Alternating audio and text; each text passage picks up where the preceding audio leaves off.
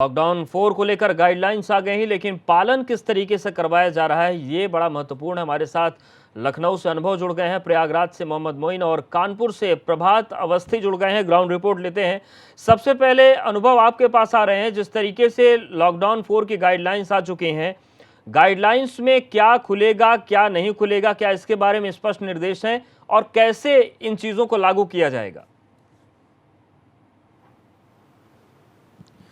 देखिए, यूपी सरकार ने अब लॉकडाउन 4 के लिए अपनी गाइडलाइन जारी कर दी है और क्या कुछ सहूलियतें दी हैं, इस पर हम खुद उत्तर प्रदेश के औद्योगिक मंत्री सतीश महाना हैं, उनसे बात करेंगे। सर, लॉकडाउन 4 के लिए आप लोगों ने गाइडलाइन जारी कर दी, बहुत सारी बातें हैं कि तभी तमाम तरह की जो दुकानें वो खोली जाएं।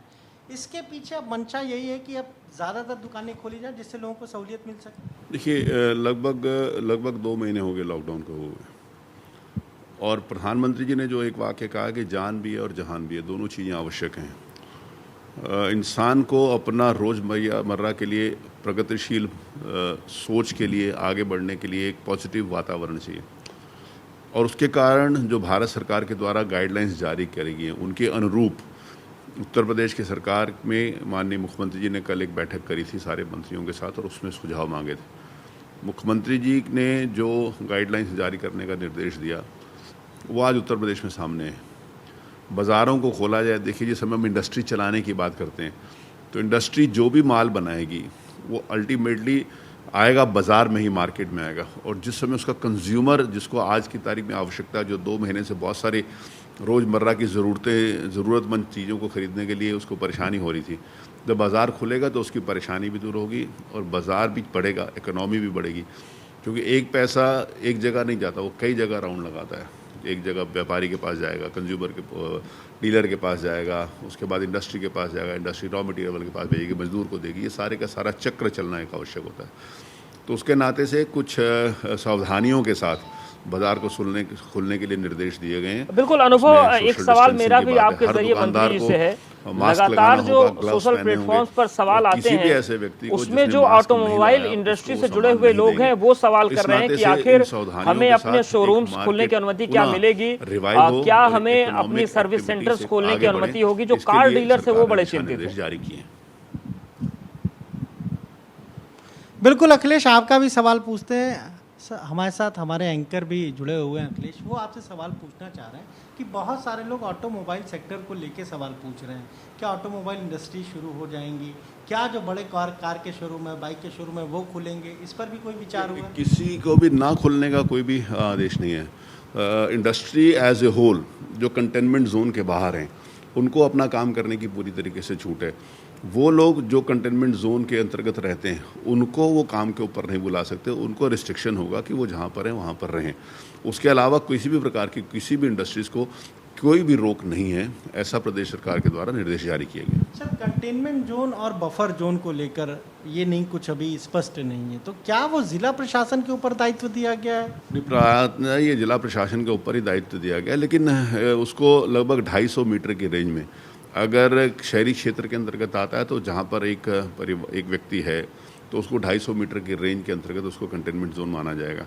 ग्रामीण क्षेत्र में अगर किसी मजरे में कोई एक मरीज़ आता है तो उस मजरे को माना जाएगा। अगर उससे ज़्यादा मरीज आ जाते हैं तो पूरी ग्राम सभा को माना जाएगा। उसकी आवश्यकता को देखते हुए जिला प्रशासन को ये तय करना पड़ेगा कि कितना एरिया हम कंटेनमेंट जोन में सावधानी के लिए उसको रख सकते हैं, ताकि वो दुर्भाग्य से वो मर्ज बाहर ना आए। इसके लिए बिल्कुल अनुभव, लोग बड़े टेंशन में गाइडलाइंस को लेकर, और जैसा कि मंत्री जी ने साफ किया कि अगर कंटेनमेंट जोन नहीं है तो लोगों को काम करने की अनुमति है, लेकिन क्या कंटेनमेंट जोन में अगर बड़े शॉपिंग कॉम्प्लेक्स या मॉल्स नहीं है तो क्या उनको परमिशन मिलेगी, या फिर वो उस दायरे में रहेंगे कि नहीं, उनका रिस्क अभी हम नहीं ले सकते? देखिए, बिल्कुल उस पर भी पूछेंगे। हालांकि साफ तौर पर मॉल्स को लेकर तो सरकार ने केंद्र की गाइडलाइन को फॉलो किया है, लेकिन सर कंटेनमेंट जोन में अगर मान लीजिए कोई शॉप्स है या कोई बड़े प्रतिष्ठान है तो वहाँ के लिए क्या नियम लागू रहेंगे? वहाँ अभी चालू नहीं रहेंगे कंटेनमेंट जोन के, वहाँ पर सख्ती है। कोई औद्योगिक इकाई होगी तो नहीं, कोई औद्योगिक इकाई होगी तो वो भी नहीं चलेगी। देखिए, कंटेनमेंट जोन के अंतर्गत यदि है तो औद्योगिक इकाई को भी ये समझने की जरूरत पड़ेगी, और वो समझ भी रहे हैं कि भगवान ना करे अगर वहाँ पर कोई भी व्यक्ति संक्रमित होकर पूरी इंडस्ट्री के अंतर्गत आता है तो बाकी लोगों को भी संक्रमित करेगा। और छोटे से लेकर बड़े तक, मैं कह रहा हूँ एक मिल के मजदूर से लेकर मिल मालिक तक, हर व्यक्ति बराबर है और हर व्यक्ति उस वायरस के अंतर्गत उसकी चपेट में आ सकता है, इसका खतरा बना रह सकता है। इसीलिए कंटेनमेंट जोन के अंतर्गत किसी भी प्रकार की कोई एक्टिविटी, चाहे वो दुकान हो, चाहे वो व्यापार हो, चाहे वो इंडस्ट्री हो, वो नहीं चलेगी। उसके अलावा बाकी की सारी एक्टिविटीज़ अपने रूटीन में चलेंगी। कल जब बैठक हुई मुख्यमंत्री के साथ, आप लोग थे उसमें, आप लोगों ने यही सुझाव दिए, ये भी कुछ बात हुई कि रमज़ान का महीना आ रहा है तो ज़्यादा से ज़्यादा दुकानें खोली जाएँ?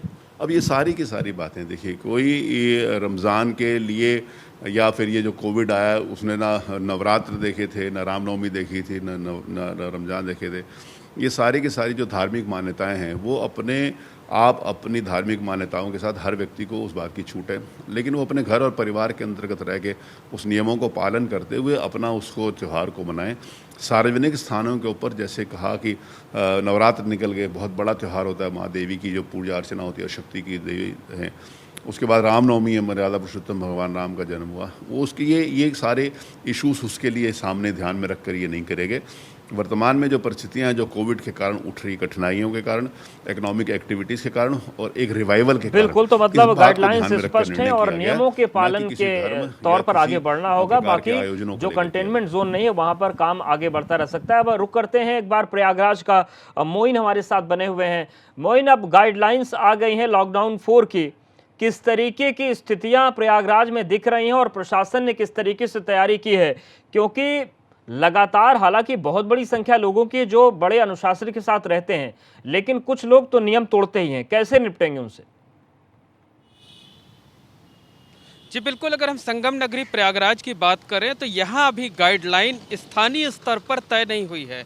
कल शाम को उत्तर प्रदेश सरकार ने अपने दिशा निर्देश जारी किए और उसी कड़ी में आज जिला प्रशासन यहाँ पर दिन में कई बार बैठकें करेगा। सबसे पहली बैठक अधिकारियों के साथ है, उसके बाद जो जिला प्रशासन है वो व्यापारियों के साथ बैठक करेगा, समाज के कुछ और लोगों के साथ बैठक करेगा और शाम में फिर एक बार अधिकारियों के साथ बैठक होगी और देर शाम जो है वो गाइडलाइन जारी की जाएगी। उसमें ये तय किया जाएगा कि किस तरह बाजार खुलने हैं, किस तरह की दुकानें खुलेंगी, लोगों को कितनी रियायत दी जाएगी और जो रियायत दी जाएगी वो इलाके वाइज दी जाएगी या कि पूरे शहर और पूरे ज़िले में एक साथ दी जाएगी। तो आज ज़िला प्रशासन अलग अलग लोगों से बातचीत कर रहा है, लोगों से राय मशविरा लेगा और उसके बाद शाम को नई गाइडलाइन जारी की जाएगी। तब तक के लिए जो पुरानी व्यवस्था है वही व्यवस्था कायम है, यानी आज भी ज़रूरी सेवाओं को छोड़ करके पूरे बाज़ार बंद हैं, जो दुकानें हैं वो बंद हैं, सिर्फ राशन की दुकानें खुली हैं, दूध की दुकानें खुली हुई हैं, सब्जी और दवा की दुकानें खुली हुई हैं, बाकी पूरा बाजार बंद है। लॉकडाउन पर सख्ती से अमल कराया जा रहा है। जो लोग घरों से बाहर बेवजह निकल रहे हैं उनके खिलाफ कार्रवाई की जा रही है, उन्हें वापस घर भेजा जा रहा है। बिल्कुल, तो कहा जा सकता मान के चलिए कि जैसा 10 घंटे का वक्त है। केंद्र सरकार ने बहुत कुछ राज्य सरकार पर छोड़ दिया और मुख्यमंत्री ने बहुत कुछ जिला प्रशासन पर छोड़ा है कि अपने स्थानीय स्तर पर आप अपने फैसले लीजिए कि आप कितनी छूट दे सकते हैं। उसी की पूरी समीक्षा होगी और उम्मीद कर सकते हैं क्या कि शाम तक गाइडलाइंस प्रयागराज के लिए स्पष्ट हो जाएंगी? जी बिल्कुल, राज्य सरकार ने जो दिशा निर्देश जारी किया है उसी कड़ी में उसका अध्ययन करने के बाद जिला प्रशासन ने कल रात को ही ये फैसला ले लिया था। बिल्कुल, अब देखने वाली बात होगी कि क्या चीज निकल कर आती है। मोइन बने रही हमारे साथ। एक बार कानपुर का भी रुख कर लेते हैं।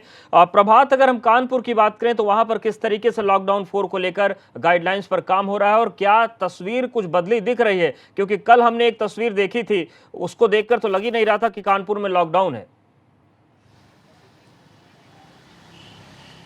जी बिल्कुल, आपको बताना चाहूँगा, अगर बात कानपुर की जाए तो अभी जो लॉकडाउन 4 को लेकर गाइडलाइन है वो नहीं आई है। हम इस वक्त कानपुर की जो मार्केट है शीशा मऊ बाज़ार वहाँ पर मौजूद हैं और यहाँ पर जो दुकानें हैं वो नहीं खुल पाई हैं। हालांकि जो दुकानदार हैं वो दुकानों के बाहर मौजूद हैं और उनको समझ में नहीं आ रहा, असमंजस की स्थिति बनी हुई है कि आखिरकार वो दुकानें खोलें या ना खोलें, क्योंकि जिला प्रशासन की तरफ से अभी कोई गाइडलाइन नहीं आई है। जो स्टेट गवर्नमेंट की जो गाइडलाइन है उसको इन लोगों ने जब पढ़ा है उसके बाद अब ये इस असमंजस में है कि आज ये अपने कानपुर में दुकान खोल पाएंगे या नहीं खोल पाएंगे।